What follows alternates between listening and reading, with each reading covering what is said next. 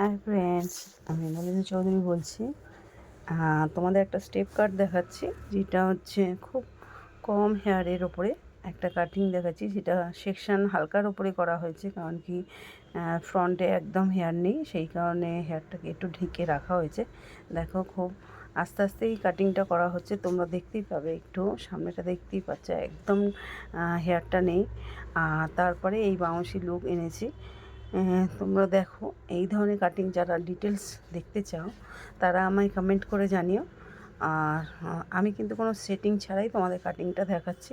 দেখো, সেটিং করে যেটুকু দেখানো যাবে খুব বেটার লাগে। প্রথমত আমি জানি এইটা আমাদের প্রসেস, কিন্তু তাও আমি বলছি সেটিং ছাড়াই আমি তোমাদের যে কাজগুলো দেখাবো সেগুলো কিন্তু প্রপার সবসময় তাদের সেটিং ছাড়াই দেখানো হয়।